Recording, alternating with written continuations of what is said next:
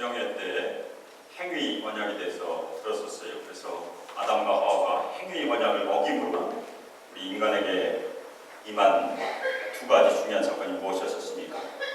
하나는 저주이고 또 하나는 육신의 죽음이에요. 선악을 알게 하는 나무의 열매를 따먹으면 정령 죽으리라. 그래서 모든 사람에게는 죽음이 임하게 되었어요. 그것을 원죄라고 이렇게 설명하신 것이 기억이 납니다. 그래서 우리가 이 땅에서 당하는 고통과 질병 그리고 죽음은 원죄의 결과이다. 그런데 우리가 예수를 믿으면 이 원죄 그것을 사함받아요. 예수께서 우리 대신에 저주를 받으셨기 때문에 우리 원죄가 용서를 받고 죄의 형벌이 제거가 되게 돼 있어요. 만일 그것이 사실이라면 우리 신자들은 왜 고난을 받고 죽음을 당해야 하는가? 굉장히 중요한 문제입니다. 구약에 나오는 에녹처럼 엘리야처럼 우리가 예수를 믿는 순간 육신의 죽음을 맛보지 않고 천국으로 당장 옮기시지 아니하시는가? 왜 우리 신자들은 이 땅에서 고난과 죽음을 겪어야만 하는가? 오늘 말씀에서 사도 바울은 저희가 지지난주 2주 전의 말씀이죠. 자랑을 계속하고 있습니다. 거짓 사도들처럼 사도 바울도 육신적인 자랑을 해요. 그래서 육신적인 자랑 중에 자신의 배경에 대한 자랑이 있습니다. 그들이 히브리인이냐? 그들이 이스라엘이냐? 그들이 아브라함의 자손이냐? 아주 중요한 자랑이 바울이 뭐라고 얘기합니까? 나도 히브리인이다. 나도 이스라엘이다. 나도 아브라함의 자손이다. 배경에 대해서 나도 끌릴 게 하나도 없다는 얘기예요. 인종적으로 히브리인이고 언약의 자손으로서 이스라엘인이고 난지 8일 만에 할례를 받은 아브라함의 자손이다. 아브라함의 언약의 자손이라는 얘기예요. 일보서 3장 4절에서 6절까지 보면 바울이 자신의 자랑을 잠깐 합니다. 왜 잠깐 하냐면 바로 그 말씀 다음에 내가 이 모든 것을 다 배설물로 여긴다고 얘기하니까 8일 만에 할례를 받았고 이스라엘 족속이고 베냐민 지파고 히브리인 중에 히브리인이다. 그리고 율법으로는 바리새인이다. 아주 자랑할 것이 많이 있었어요. 우리 중에도 육신적인 면에서 자랑할 것이 많은 분들이 있을 것이고 훌륭한 가문, 좋은 학벌,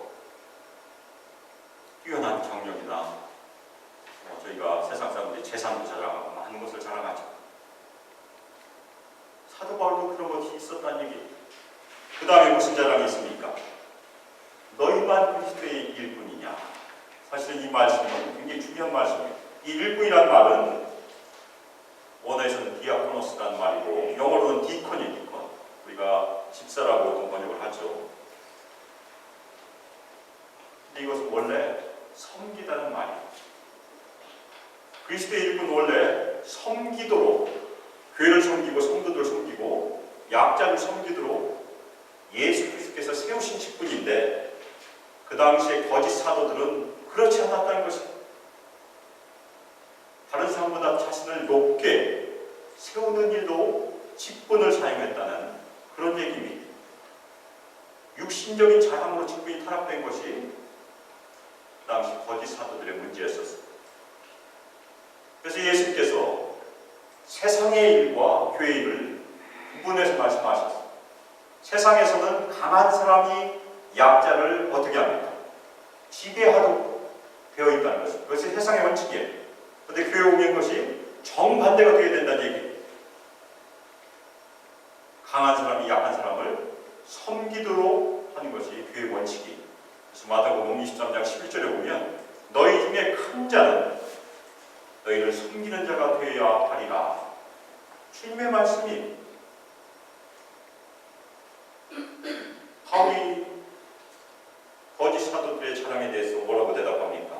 내가 정신없는 말을 하거니와 나도 그러하다. 나도 그리스도일 뿐이다. 그런데 질적으로 다른 그리스도일 뿐이에요. 거짓 사도는 육신적인 면을 자랑했다면 사도 바울은 오늘 말씀을 보면 전혀 그렇지 않아요. 오히려 사도 바울은 육신적인 면에서 자랑할 것이 별로 없었어요. 설교도 잘 못하고 풍채도 별로 좋지 않았다는 것이 전승에 나와 있어요.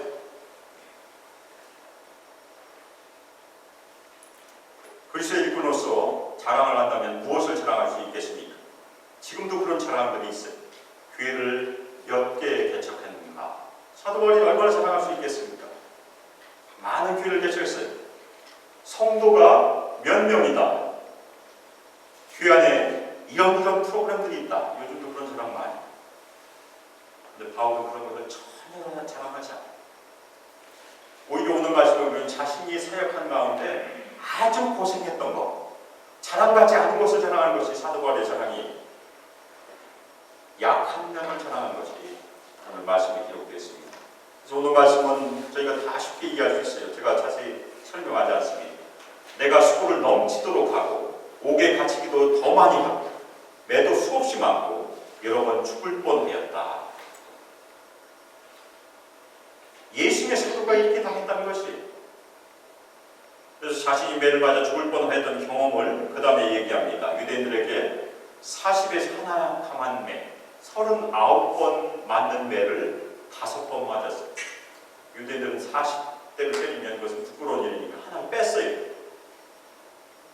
3번 퇴장으로만, 이것은 이방인들에게 맞았는데 사도행전에 기록되어 있어요. 빌립보에 가서 복음을 전하다가 감옥에 갇혀서 진짜 맞았어요. 바울과 시다가 맞았죠. 엄청 맞았을 것이죠. 그 다음에 어떻게 했습니까? 오히려 찬양을 했어요. 그래서 옥문이 열리고 결박된 것이 다 풀어졌죠. 기적이 일어났어요. 한 번 돌로만 이고니온에서 진짜 이런 일이 일어났죠. 그래서 거의 죽을 뻔했어요. 그리고 파송한 이야기가 나옵니다. 3번 배를 타고 여행하다가 파송하고 일주일을 그냥 아마 나무 좀 하나 붙잡고 바다에서 떠돌아다녔던 것 같아요. 선교하면서 겪었던 많은 위험들, 강의 위험, 강도의 위험, 그런 위험들 당했어요. 그런데 동족의 위험도 당했다고 얘기해요. 그래서 저희가 사도행전을 잘 보면 유대인들이 사도 바울을 쫓아다니면서 공격을 많이 해요. 복음서에 보면 바리새인들이 예수를 쫓아다니면서 공격하는 것처럼 똑같이 이렇게 해요. 동족의 위험을 많이 당했어요. 이방인의 위험은 우리가 말할 필요 없습니다. 시내의 위험, 광야의 위험, 바다의 위험, 그리고 지금 고린도 후서에 쓰여지는 위험이 바로 거짓 형제의 위험입니다. 사도 바울이 선교한 곳곳마다 이런 거짓 형제의 위험이 항상 있어 왔어요. 에베소 교회 그리고 이 고린도 교회가 아주 그런 중요한 교회였었어요. 그리고 선교하면서 아주 고생했던 이야기, 수고하며 애쓰고 자진 못하고 줄이고 목마르고 굶고 춥고 헐벗었노라. 이것이 사도 바울이 선교를 하면서 겪었던 외적인 고난이, 이런 외적인 고난, 외적인 약함을 얘기하면 사람들은 어떻게 생각할까요? 사도 바울을 존경할까요? 그렇지 않아요. 사람들은 이 외적인 고난을 저주라고 생각합니다. 지금도 그럴 것이에요. 갈라디아 4장 14절을 보면 바울이 선교할 때 갈라디아 교회 갔을 때 외적인 약함을 가지고 왔어요. 그런데 바울이 그 갈라디아 교인들에게 감사하는 내용이 14절에 기록되어 있는데, 너희를 시험한 것이 내 육체에 있을 때 너희가 이것을 업신여기지 않았다고 고백해요. 그 다음 구절 보면 너희가 눈이라도 빼서 나에게 주려고 했다라고 그렇게 감사하고 있습니다. 사람들은 육신적인 고난, 질병을 본능적으로 업신여기고 저주라고 생각한다는 것입니다. 제가 최근에 읽고 있는 책 중에 내가 왕 바리새인입니다. 꼭 제 얘기하는 것 같아서 그 책을 읽고 있는데 그 책의 저자가 허운석 선교사님입니다. 남자가 아니고 여자 선교사님입니다. 아마존에 있는 인디오 원주민을 선교하는 분인데 폐암, 말기암에 걸려서 소천하셨어요. 60에. 그런데 암이 발견이 되자 주변에서 어떻게 했는지 혹시 아십니까? 하나님께 헌신한 선교사가 어떻게 암이 걸릴 수 있겠냐? 왜 선물은 받긴커녕 죽을 뻔해 걸렸냐? 그렇게 손가락질 받고 외면당을 했다고 해요. 사도 바울도 이 고백하면 사람들이 좋아했을 리가 별로 없을 거예요. 아니 하나님의 사도가, 예수 그리스도의 사도가 어떻게 그런 일을 당할 수 있겠는가? 바울은 그 다음에 외면의 고난 말고 내면의 고난을 얘기합니다. 이 외일은 고사하고 바깥 일은 고사하고 내면에도 문제가 있었어요. 내면에 날마다 누리는 것이 있다. 그것은 모든 교회를 위한 명령이다. 좋게 보면 좋게 볼 수 있는 그런 내용이지만 저희가 생각해 볼 수 있어요. 아니 하나님의 사도, 예수 그리스도 사도 바울이 염려를 한다는 이상한 일이 아닌가?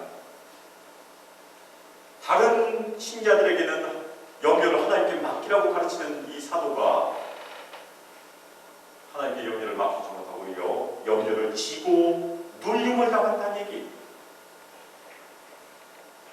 하나님께 믿음으로 맡기고 평안을 얻어야 되는 그런 사도가 마음에 걸리고 있다. 이것도 약함이 자신의 내면의 약함을 고백한 것입니다. 자신이 선교한 에베소 교회가 거짓 가르침에 혹시 넘어가지는 않았는가? 갈라디아 교회가 그 편지를 받고 율법적인 신앙에서 벗어나 하나님의 은혜의 신앙을 회복했는가? 빌립보 교회가 아주 가난한 교회였었는데 그 어려움을 극복하고 진정으로 기뻐하고 있는지, 아니면 고린도 교회가 분당을 극복하고 성령 안에서 하나가 되고 있는지, 그리고 저희가 살펴봤던 데살로니가 교회가 마지막 일에 대한 성경의 인식을 잘 회복하고 바로 서고 있는지 밤낮 고민하고 염려했다는 얘기. 그리고 바울은 또한 약자를 보면 또 같이 약해졌다고 얘기합니다. 사회적으로나 육신적으로나 신앙적으로 약한 사람들이 항상 있어요. 그런데 아마도 오늘 본문에 있는 것은 신앙적으로 약한 사람들인 것 같아요. 왜냐하면 그 다음에 바로 나오는 구절이 실족한다는 얘기가 등장합니다. 누가 실족하게 되면, 누가 죄에 빠지게 되면 사도 바울의 마음은 불탔다는 얘기예요. 뭘로 불탔습니까? 염려로 불탔다는 얘기예요. 약한 사람을 위한 염려로 잠을 자지 못하는 것이 사도 바울의 고백이에요. 요즘 말로 하면 사도 바울은 무슨 문제가 있습니까? anxiety, depression, trouble. 실제 학자들이 고린도후서의 사도 바울을 그렇게 이해합니다. 아주 걱정이 많아. 사도가 믿음으로 맡기지 못하고 불안해하고 있는 것이 우리 오늘 읽은 고백이. 바울은 그래서 자신이 가지고 있는 그 내면의 문제와 외적인 문제를 솔직하게 고백하면서 내가 다른 것 자랑할 것이 많지만 자랑하지 않고 약한 것을 자랑하겠다고 선언해요. 그러면 다른 사람들 어떻게 생각하겠습니까? 존경하지 않아요. 오히려 업신여길 가능성이 많아요. 사도 바울은 그것을 감수하고 있어요. 그리고 왜 그러는지는 12장에 등장합니다. 12장. 답은 나중에 나와 있어요. 또 하나 약함이 무엇입니까? 하버제를 보면 도망한 얘기를 해요. 사도행전 9장에 있기 때문에 제가 간략하게 말씀드립니다. 처음에 다메섹에서 선교하다가 유대인들에게 죽을 뻔했어요. 그래서 담장을 넘어서 창문을 통해서 바구니 타고 내려가요. 아니, 복음을 전파하다가 당대하게 전파하다가 순교해야 될 것이 아닌가? 왜 도망가?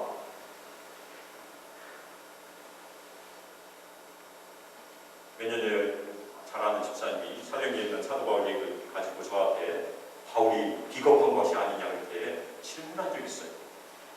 예루살렘에 가서 자신이 열심히 율법을 지킬 필요가 없다고 얘기했는데 예루살렘 가서 지도자들의 권유를 받아서 결례, 정결의식을 행하는 것이 사도행전에 기록이 되어 있습니다. 또 하나 자신이 위험에 처하자 바리새인과 사두개인들을 싸움을 붙여서 그 위기를 모면하는 그런 일도 있어요. 저희가 인간적으로 보면 참 비겁해 보이기도 해요.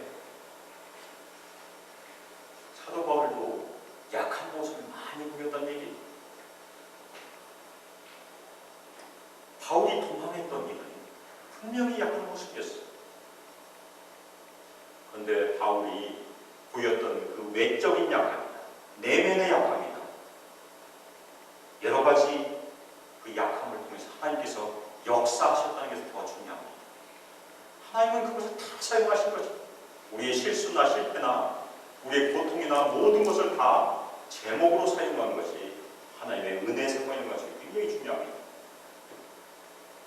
이번 수양의 말씀에서 저희가 배운 것 몇 가지가 있겠지만 그 중에 하나가 무엇이니까 저주와 축복은 동전의 양면이다. 기억하십니까? 고난 끝에는 축복이 온다는 얘기, 고난 끝에는 영광이 온다는 얘기. 그래서 사도 바울이 고난 사도행전 잘 보면 몇 번 그런 사건이 있었어요. 사도행전 14장에 보면 이고니온과 루스드라에서 거의 죽을 만큼 돌 맞아서 성 밖에 버려졌어요. 근데 16장에 보면 그 똑같은 동네에서 무슨 일이 일어났습니까? 사도 바울의 평생의 동역자 디모데가 돌 맞은 사건을 봤을 가능성이 있다는 얘기입니다. 디모데를 16장에서 동역자로 준 거예요. 하나님의 놀라운 축복이었었어요. 또 하나 16장에 보면 바울과 시다가 빌보에서 복음을 전하다 감옥에 투옥돼서 매를 맞았어요. 옥에 갇히기도 하고 매도 맞았고. 역시 고난이고 저주예요. 그런데 그 다음에 주신 축복이 뭐죠? 기적의 사건을 통해서 간수와 그 가족이 예수를 믿었어요. 그리고 루디아와 그 가족이 예수를 믿었고 빌립보 교회가 개척이 되었어요. 그것이 축복이에요.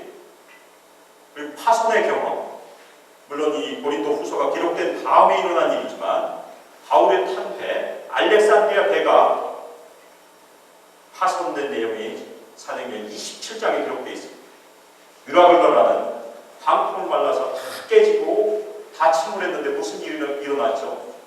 아무도 죽지 않았다. 하나님께서 미리 약속하셨습니다. 그리고 10나흘 만에 섬에 도착했는데 멜리데라는 섬에 도착했어요. 그런데 옛날에 제가 사역했던 그 교회 목사님, 작은 교회 목사님이 설교할 때마다 광풍이 불면 배가 빨리 간다. 10나흘 만에 간 거예요. 거기가 제법 되는. 또 하나 멜리데에서 기적이 일어났어요. 사도 바울을 통해서 추장의 아버지가 낳고 여러 사람들이 낳는 사건이 일어났어요.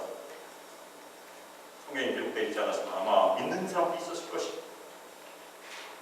그것이 고난 다음에 오는 축복이었어요. 우리 인생 가운데 우리 고난은 더 이상 저주가 아니란 얘기예요. 우리 죽음도 더 이상 저주가 아니란 얘기예요. 고난 다음에 우리 죽음 다음에 무엇이 있습니까? 소망이 있다는 것이에요. 아멘입니까? 그러면 왜 우리 신자들에게는 죽음과 고난이 남아있을까? 우리 신자들이 겪는 고난과 죽음은 더 이상 형벌이 아니에요. 하나님께서 사용하시는 은혜의 도구라는 것을 믿으시기를 주님의 이름으로 축원합니다. 예수님께서 이 땅에 오셔서 동일한 길을 걸어가셨어요. 예수님께서도 고난받으시고 십자가에서 죽으시고 육신이 죽으셨어요. 그 다음에 부활하셨죠. 우리 신자들이 이 땅에서 하는 일이 무엇입니까? 믿음으로 예수님과 연합해서 그 길을 같이 걸어가는 것을 저희가 걷고 있어요. 그래서 우리 신자들의 성화의 과정, 거룩해 가는 그 과정이 바로 고난의 과정이라는 것입니다. 하나님께서 우리 안에 있는 죄를 없애게 하고 욕망을 없애게 하고 하나님께서 미워하시는 모든 것을 버리게 하시는 도구로 고난을 지금 사용하고 계세요. 아멘입니까? 그래서 옛날에 유명한 목사님이 쓰신, 그분이 해암에 걸리신 이후에 쓰신 책으로 제가 기억해요. 고난은 하나님의 뜻이다. 고난은 하나님의 섭리란 말씀이에요. 하나님께서 우리를 빚어주시는 은혜의 도구가 고난이라는 그런 말씀입니다. 그러면 고난만 도구이냐? 아니에요. 여러 가지 많은 도구들이 있습니다.